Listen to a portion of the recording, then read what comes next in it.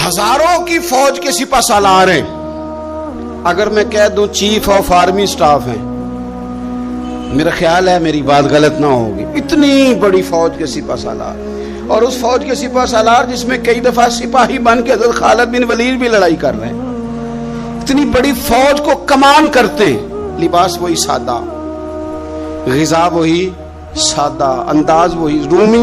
رومی بہت بڑی طاقت سمجھتے تھے اپنے آپ کو۔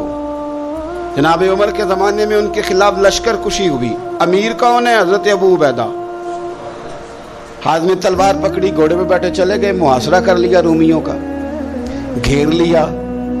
اب رومیوں نے کچھ تھوڑی سی مزاحمت کرنے کی کوشش کی، باہر آئے لیکن کچھ بھی نہ ہو سکا، منہ کی کھا کے واپس اندر چلے گئے۔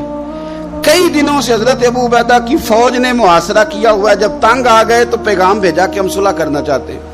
فرمایا صلح تو مسلمانوں کا پسندیدہ کام ہے، آ جاؤ۔ انہوں نے کہا جی ہم جزیہ دے دیں گے، ہم کسی طریقے مسلمانوں کے اطاعت میں آ جائیں گے، آپ ہم سے بات کریں۔ فرمایا بھیجو۔ ان کا سپہ سالار آیا، انہوں نے روب ڈالنے کے لیے نا مسلمانوں پہ سپہ سالار کو بڑے قیمتی کپڑے پہنائے، زرق برق لباس، عالی شان پوشاکیں، 5-7 لوگ ساتھ، یہ لوگوں کا طریقہ ہوتا ہے۔ وہ پریشر ڈالنے کے لیے لوگ کرائے کا مکان بھی خرید لیتے ہیں، کرائے کی کار بھی حاصل کر لیتے ہیں، لوگوں کے برتن بھی استعمال کر لیتے ہیں، کسی کے گھر سے فرنیچر بھی منگوا لیتے ہیں۔ تو آپ نے نا وہ زرق برق لباس پہنے ہوئے ان لوگوں کو آتے دیکھا۔ اب وہ بڑے اپنے انداز میں تو روب ڈالنے کے لیے آئے تھے نا، تو آ کے پوچھا مسلمانوں کے امیر کہاں ہیں لشکر کے؟ تو انہوں نے کہا ادھر ہی تھے، یہیں کہیں ہوں گے۔ بڑا حیران ہوا کہ ہم تو بڑے لاؤ لشکر کے ساتھ آئے۔ یاد رکھ لیں روب کپڑوں کا نہیں ہوتا، روب کردار کا ہوتا ہے۔ پھر پوچھا کہاں ہیں؟ نے کہا جناب وہ سامنے خیمے میں دیکھ لو۔ وہ خیمے میں گئے تو اتنی بڑی فوج کا سپہ سالار زمین پہ بیٹھے اور اپنے تیر سیدھے کر رہے۔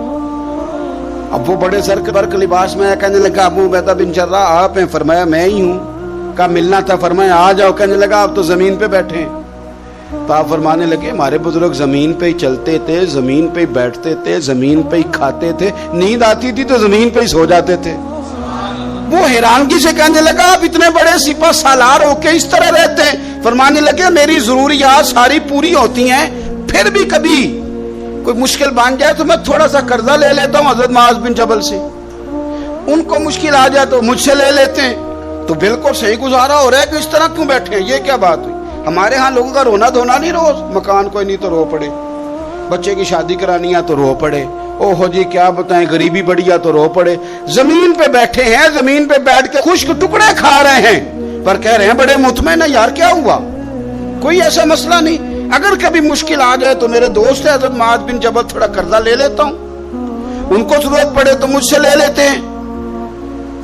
رومی صلح بھی کر گئے، بات بھی کر گئے، پر جہاں جہاں گئے نا حضرت ابو عبیدہ بن جراح کا فقر بھی بیان کرتے گئے۔